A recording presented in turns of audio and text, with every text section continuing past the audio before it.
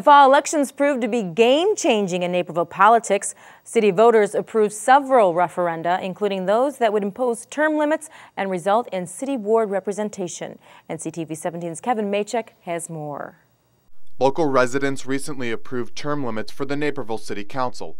The mayor and each council member can serve up to 3 consecutive four-year terms. Voters also passed a measure that creates a city ward system.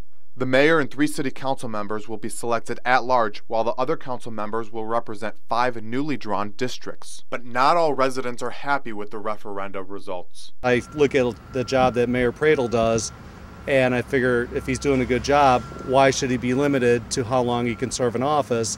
And I feel the same way for the other positions. I think that we've better representation, staying the way we are right now, because you're going to have some sectors of Naperville that will have more power than other sectors. The new ward system creates a challenge for the city.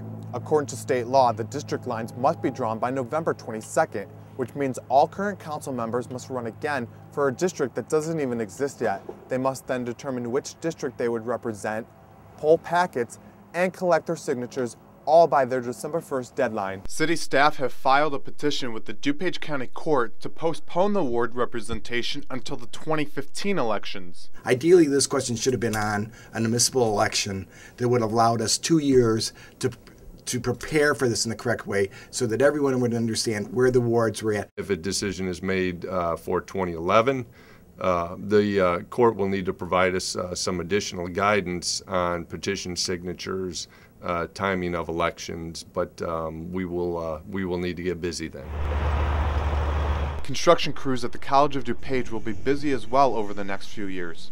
Voters approved a $168,000 bond referendum for capital improvements at the college. This means that taxpayers would continue paying a small portion of their property taxes to fund various projects around COD's campus, such as renovating the library and the Mac Arts Center and building additional parking structures. It's part of our community, and we think we need to support it, and I think that as taxpayers, that's part of our responsibility. The last question voters approved of is a request for the Illinois General Assembly to reform pensions for police officers and firemen. The question was advisory only, which means the vote has no bearing on any laws or policies. It was put on the ballot simply to gain support in hopes of pushing legislation down in Springfield. Reporting from downtown Naperville, Kevin Machak, Naperville News 17. The city of Naperville did have a ward system at one time from 1890 to 1912.